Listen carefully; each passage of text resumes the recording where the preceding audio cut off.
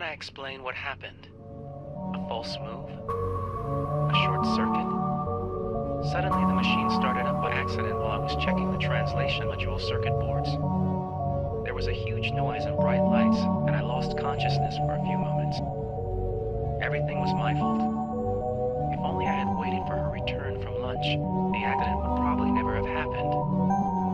The upshot is that I woke up here in this abandoned complex. I've been locked up here for several days now, and I haven't seen a soul. All I found are the memo recorders that I'm using to deliver this message. I shall start exploring the island tomorrow.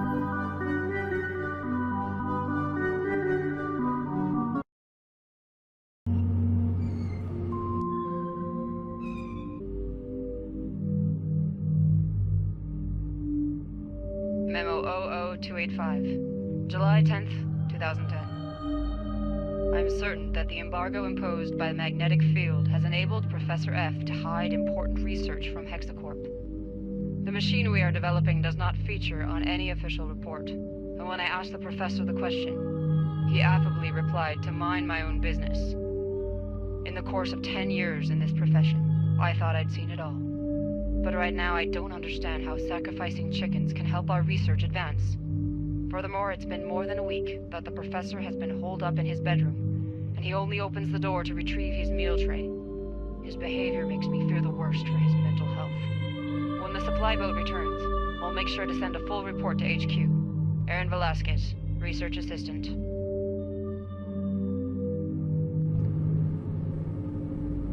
Hey guys, just explaining to you how to get the next testimony. Now directly ahead of you is the bookcase, which is on the right hand side. Open that, do a really simple puzzle. You'll then get the book of 100. You'll do another simple puzzle or two on the book, and then on the inside of that is the testimony.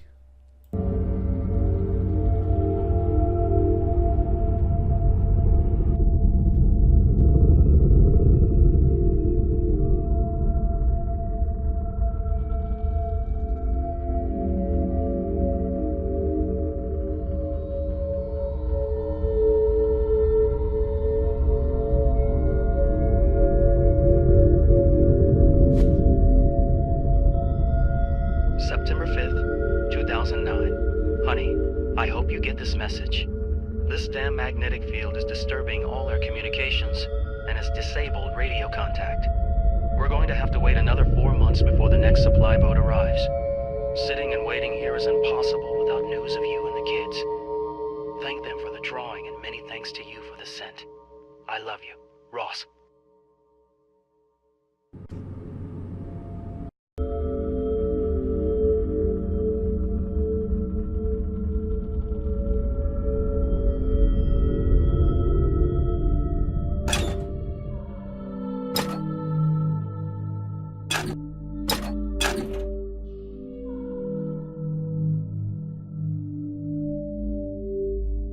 Report from October 24th, 2010. Frankly, some days I feel like punching somebody's lights out. Since the Hunapus turned their territory into a no-go area, my work has come to a standstill. Access to the village is forbidden, and that lunatic, Professor F, has ordered me to leave them alone. I'm only doing my job, for crying out loud. So now, to while away the time, I have turned myself into a private detective. Aaron's cat, Mistigri, has not resurfaced for several days, whereas he usually turns up as soon as his food bowl appears. I have never really liked Aaron, but it breaks my heart to see her searching in vain for the animal. I have asked everybody about Mistigri, but nobody has seen him. It looks like I won't be hanging up my Trillion Mac yet. Ross Randall, ethnologist, and now investigator.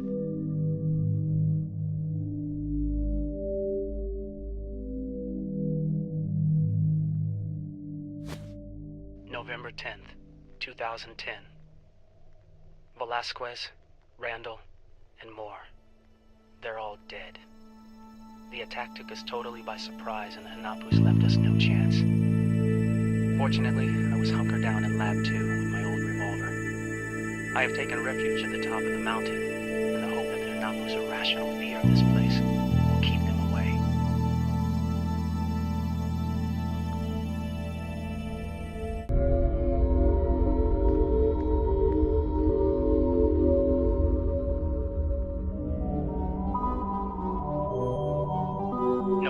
22nd, 2007. The moment you purchase a lottery ticket, you potentially either win or lose. According to quantum theory, both of these possibilities coexist simultaneously, but as soon as the draw is made, they separate into two distinct realities. The one in which you win, and the one in which you lose. What if one was capable of choosing the reality which one wants to live? The path is still long, but now this dream could become a reality.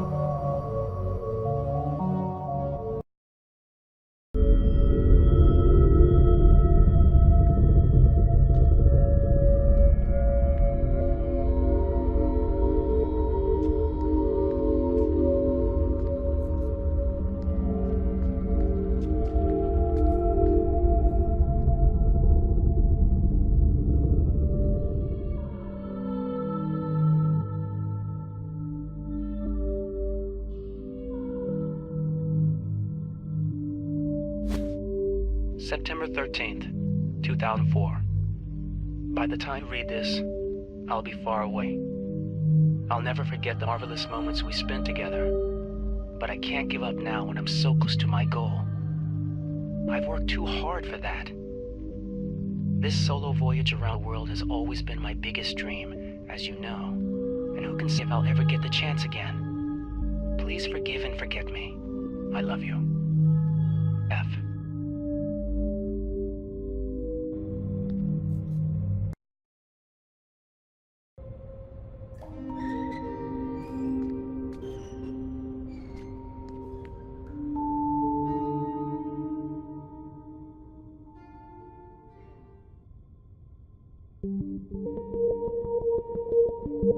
Memo 00303, October 9th, 2010. Ross is suffering from ever more frequent attacks of claustrophobia. He has asked Professor F for authorization to move into one of the work camp huts where we lived before we built the complex. Unfortunately, because of the incidents involving the locals, his request was turned down flat. The atmosphere here is deteriorating by the day. Aaron Velasquez, Research Assistant.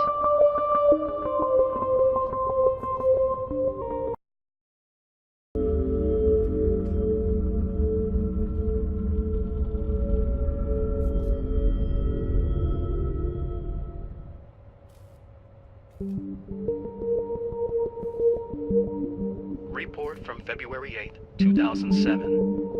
The inhabitants of the island call themselves the children of the Hunapus, an ancient people descended from the Maya civilization. They have lived here for several generations, probably as a result of a shipwreck, and are totally self-sufficient.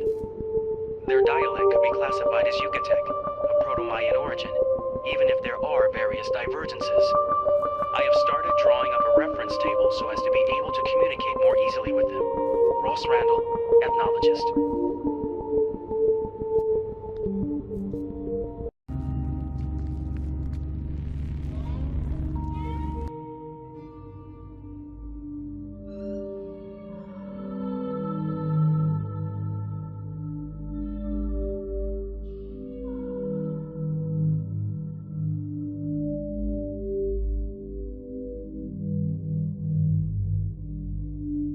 Report from February 18th, 2007. Levi Strauss had better hold on to his hat.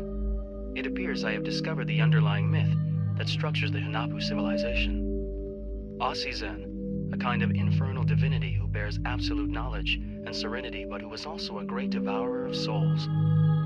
This might explain why the Hunapus prevent anyone from visiting the old temple up there. But who knows?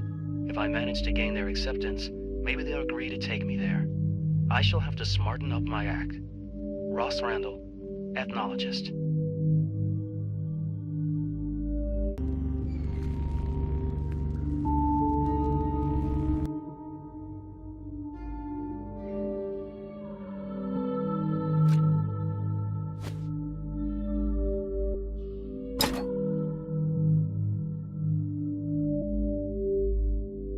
Memo 00301, October 3rd, 2010. Professor F finally left his room mid-afternoon.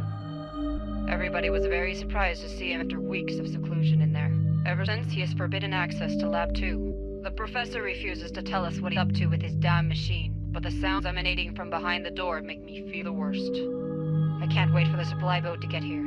Aaron Velasquez, research assistant.